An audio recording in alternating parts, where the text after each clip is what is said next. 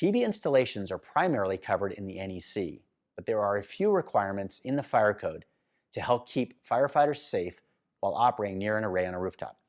These requirements cover 3 areas: marking and labeling, access and pathways, or commonly known as setbacks, and the location of the DC conductors.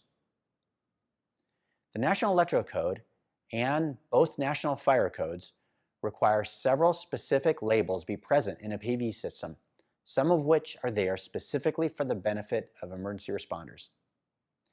The DC conduit of a PV system is required to have a red reflective warning label that states, "Warning, photovoltaic power source," and it needs to be placed every 10 feet of the DC conduit run. This is critical because conductors inside this conduit, under daylight conditions, could remain energized even when the AC power is turned off. You do not want to accidentally cut through this conduit. The AC conduit should specifically not have this label, because when the AC power is shut off, the wires inside this conduit are de-energized. The same label is required on all junction boxes with DC wires inside, as well as where the DC wires are embedded in the roof membrane or a laminate roof material, to let you know so that you don't inadvertently cut through them during rooftop ventilation. The main service panel and any subpanels will have a label stating, "Warning, dual power source. Second source is a PV system." This is another indication that a PV system is installed if not readily apparent.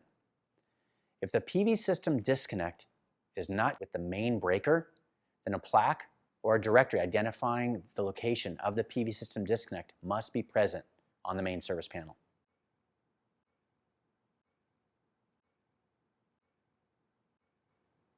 All DC disconnects are required to have a label stating photovoltaic DC disconnect and have a warning label stating, "Warning, electric shock hazard. Do not touch terminals. Terminals on both the line and the load sides may be energized in the open position." Here we see a picture of a rooftop DC disconnect required by this jurisdiction. This is during construction and the modules have not been installed yet. The intention of requiring this disconnect on the roof was for safety, but due to the nature of how PV systems work, that's not always the case. Now you know by now that the modules will still be producing power on the one side of the disconnect, but there are 2 ways in which the output from a DC disconnect can continue to be energized even after it's been turned off. From a firefighter's perspective, they both matter and should be understood. First, the inverter uses large capacitors to turn the DC power into usable AC power. When the DC disconnect is moved to the off position, the DC power coming from the roof is stopped at that point, and the inverter thinks it's nighttime because it doesn't see any DC power coming off the roof. However, the capacitors inside the inverter can continue to hold a significant charge, and it can take up to 5 minutes for them to bleed down.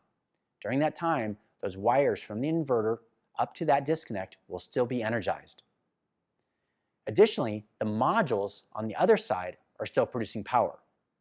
So you can see that that disconnect, when it's shut off, there's power on both sides of that disconnect for up to 5 minutes. Additionally, larger systems may have multiple disconnects on the roof. Shutting off one of these disconnects may have no effect, as it could be backfed by the other disconnect that's still on. So you could still have full voltage on both sides that would not de-energize until the sun goes down or until every disconnect is turned off. I always like to say that if one is on, they're all on. So be cautious on both sides of a DC disconnect, even after it's turned off. An AC disconnect can be either a breaker in the main electrical panel or an external disconnect. Either way will shut off the power to the inverter. So in summary, the operational goal is to shut down the system, and there are 3 potential ways of doing that, and either way will work. Number 1, the main PV system breaker in the electrical panel. Number 2, if there is an external AC disconnect, shut it down. Or 3, all DC disconnects if more than one, found on the system. But the bottom line is that if you see a disconnect, shut it off.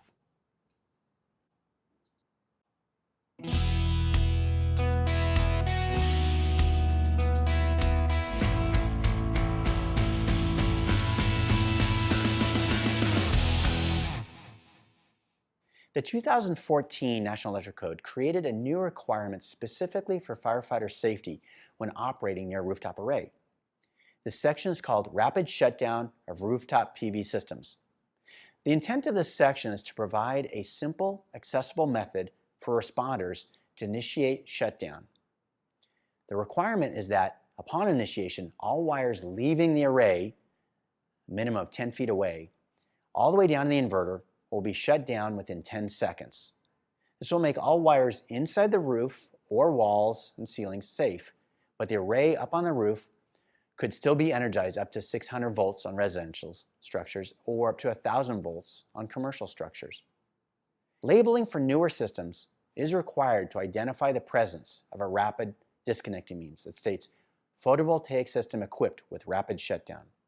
As a firefighter, you hope to see the presence of this sign, as it means that some of the safety concerns related to the PV system have been mitigated.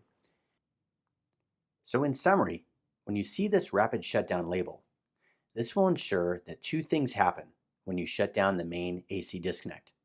One, all conductors more than 10 feet away from the array will shut down. And two, the conductors will shut down within 10 seconds instead of 5 minutes. And you can focus more on firefighting and less on the PV system.